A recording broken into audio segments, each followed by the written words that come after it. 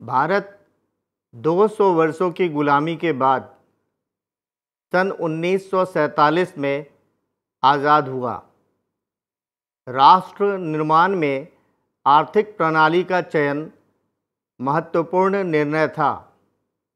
अतः सरकार ने मिश्रित अर्थव्यवस्था प्रणाली का चयन किया, जो सर्वजन कल्याण के लिए प्रतिबद्ध था। केंद्रीय आर्थिक समस्याओं का निराकरण सरकार या केंद्रीय सत्ता द्वारा सुनियोजित ढंग से किया जाता है। इसके लिए विभिन्न तरीकों से अर्थव्यवस्था के आर्थिक क्रियाओं को नियंत्रित किया जा सकता है। समाजवादी अर्थव्यवस्था के अंतर्गत सरकार या केंद्रीय सत्ता उस अर्थव्यवस्था के सभी संसाधनों का नियंत्रण करती है और वस्तु और सेवाओं के उत्पादन, विनिमय तथा उपभोग से संबंधित सभी निर्णय लेती है। सभी महत्वपूर्ण आर्थिक क्रियाकलापों की योजना बनाती है।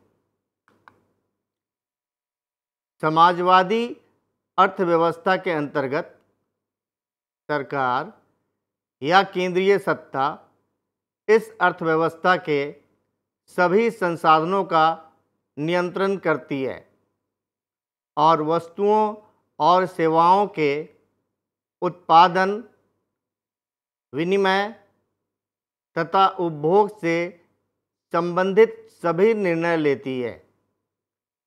सभी महत्वपूर्ण आर्थिक क्रियाकलापों की योजना बनाती है।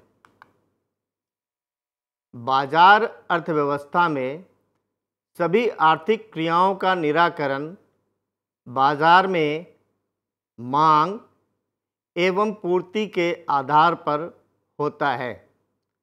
बाजार तंत्र में मांग एवं पूर्ति के आधार पर कीमत निर्धारण होता है और वस्तुओं और सेवाओं का उत्पादन, विनिमय तथा उपभोग इसी आधार पर होता है। आज के युग में अर्थव्यवस्थाओं में दोनों प्रकार से आर्थिक क्रियाओं का निराकरण होता है। हम इसे मिश्रित अर्थव्यवस्था कहते हैं। महत्वपूर्ण निर्णय सरकार द्वारा लिए जाते हैं और आर्थिक क्रियाओं का निराकरण बाजार द्वारा होता है, जिसे सरकार नियंत्रित करती है। भारत में मिश्रित अर्थव्यवस्था है। आर्थिक योजना। आर्थिक योजना सरकार द्वारा लिया जाने वाला निर्णय है, जिसमें हम निर्धारित समय में सीमित संसाधनों का प्रयोग करके उद्देश्यों की पूर्ति करते हैं। इसमें उद्देश्यों की पूर्ति के लिए विस्तृत योजना, कार्यक्रम और रणनीति की व्याख्या होती है। आर्थिक योजनाओं को प्रभावी बनाने के लिए भारतीय सरकार ने 1950 में योजना आयोग का गठन किया, जो अब नीति आयोग के नाम से जाना जाता है। योजना आयोग का उद्देश्य देश के मानव और भौतिक संसाधनों का सावधानीपूर्वक मूल्यांकन करना और संसाधनों का प्रभावी उपयोग करना था। पंचवर्षीय योजना के उद्देश्य, मुख्य उद्देश्य: आर्थिक समृद्धि, आधुनिकीकरण,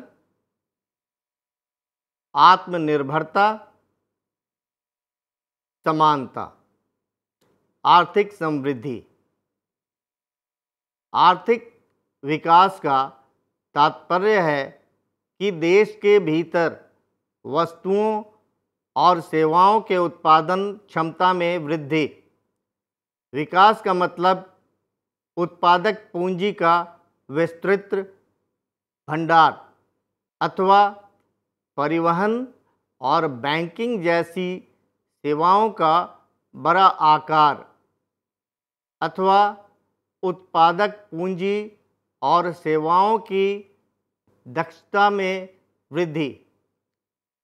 सकल घरेलू उत्पाद आर्थिक वृद्धि का अच्छा संकेतक है। अतः जीडीपी से निरंतर वृद्धि आर्थिक विकास को दर्शाता है। आधुनिकीकरण। आधुनिकीकरण से तात्पर्य है नई तकनीक को अपनाना। आधुनिकीकरण का लक्ष्य नई तकनीक के उपयोग के माध्यम से वस्तुओं और सेवाओं का उत्पादन बढ़ाना है। आधुनिकीकरण इसका अर्थ सामाजिक दृष्टिकोण में परिवर्तन भी है, जिसका संबंध लिंग सशक्तिकरण और महिलाओं को समानता के अधिकार से है। आत्मनिर्भरता। आत्मनिर्भरता का तात्पर्य बाहरी सहायता की आवश्यकता से परहेज करना है। इसका सीधा मतलब है देश की संसाधनों के द्वारा विकास। आत्मनिर्भरता के नीति को दो कारणों से जरूरी समझा गया। विदेशों के ऊपर अपनी ज़रूरतों के लिए निर्भरता कम करना। जैसा कि हम जानते हैं कि भारत को हाल में ही आज़ादी मिली थी, अतः यह आवश्यक था कि हम खाद्यान्न के लिए विदेशी निर्भरता कम करें। बाहरी हस्तक्षेप से बचना। इस बात की आशंका थी कि आयातित खाद्य आपूर्ति, विदेशी प्रौद्योगिकी पर निर्भरता और विदेशी पूंजी हमारे देश में बाहरी हस्तक्षेप बढ़ा सकते हैं। समानता। समानता का तात्पर्य अमीर और गरीब के बीच की असमानता की दूरी कम करने से है। इसका मतलब यह है कि देश में वस्तुओं और सेवाओं का वितरण सभी वर्गों के बीच समान रूप से होना चाहिए। यह महत्वपूर्ण है कि आर्थिक संपन्नता का लाभ समाज के सभी वर्गों तक पहुँचे। समानता का उद्देश्य यह सुनिश्चित करता है कि आय के असमान वितरण घटें। समानता का मूल उद्देश्य मुख्यतः सभी लोगों का जीवन स्तर ऊपर उठाना है और सामाजिक न्याय को बढ़ावा देना है।